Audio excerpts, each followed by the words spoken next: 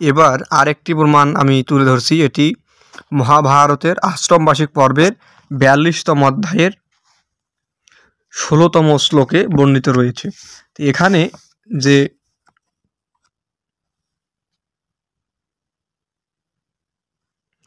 শ্রাদ্ধ করলেন ধর্মরাজ যুধিষ্ঠির, কার জন্য করলেন?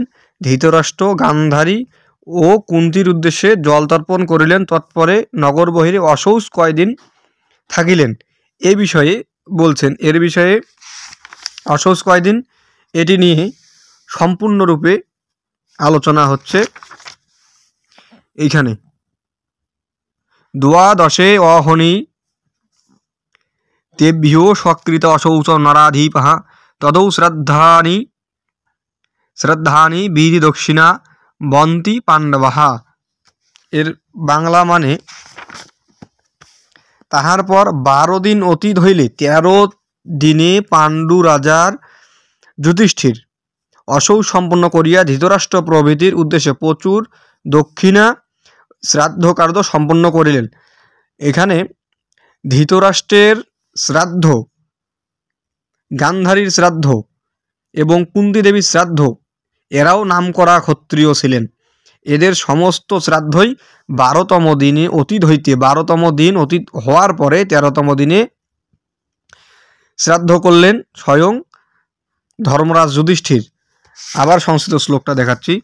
দ্বাদশে অহনি তেভ্যো স্বকৃত অশৌচা নরাধিপঃ তদৌ শ্রদ্ধানানি বিধি দক্ষিণা বন্তি পাণ্ডবাহ। 12 দিন অশৌচ পালনান্তে 13তম দিনে শ্রাদ্ধ এবং যথাবিধি দক্ষিণা দান করলেন পাণ্ডবগণ। এবার আসি,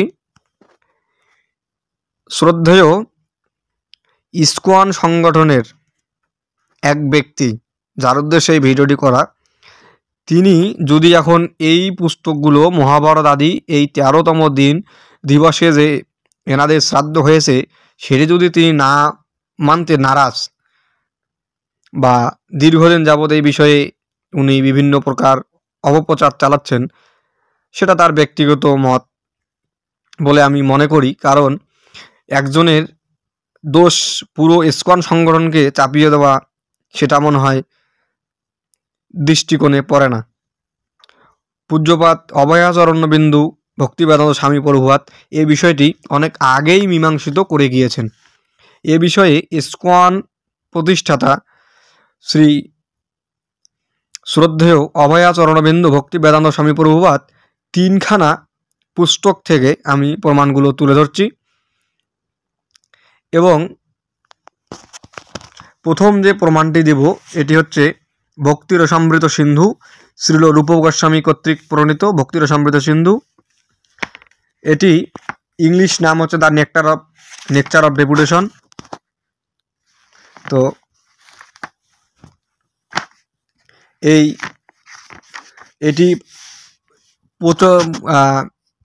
এটি প্রকাশ বাংলায় অনুবাদ করেছিলেন অনুবাদক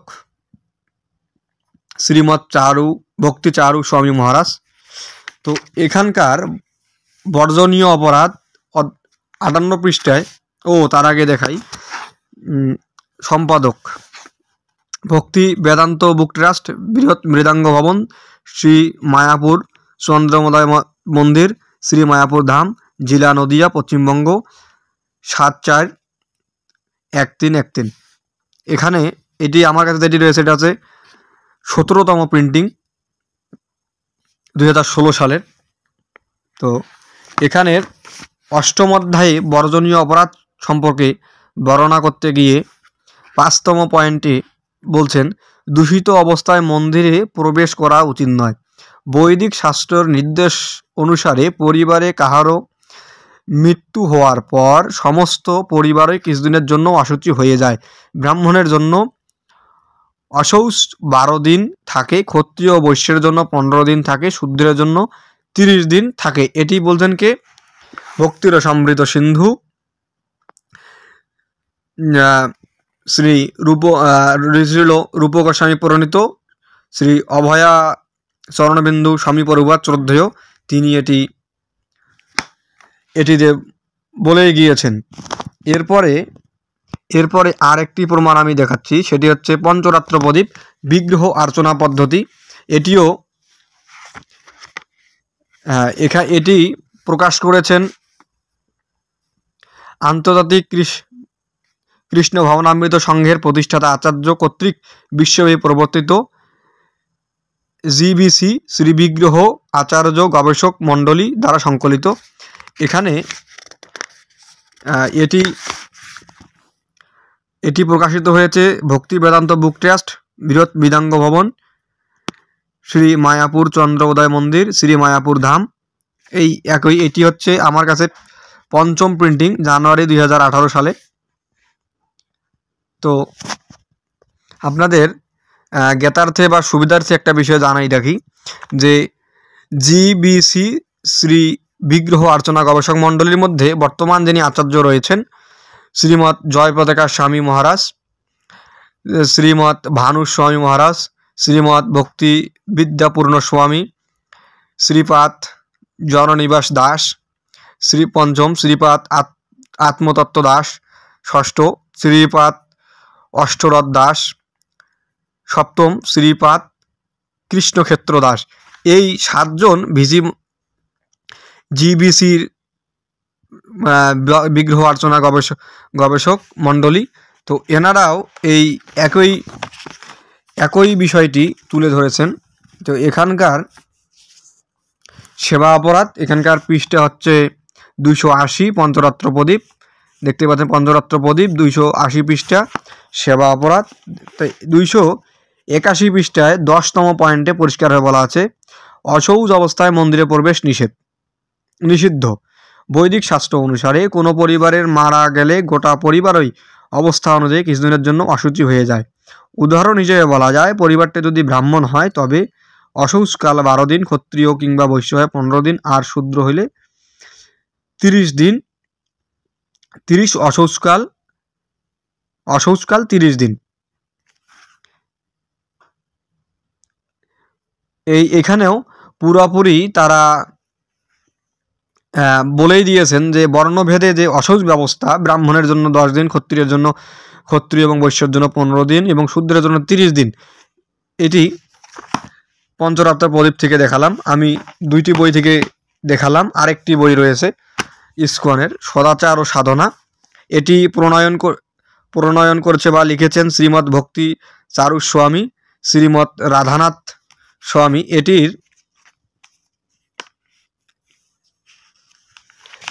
এটিও প্রকাশিত হয়েছে।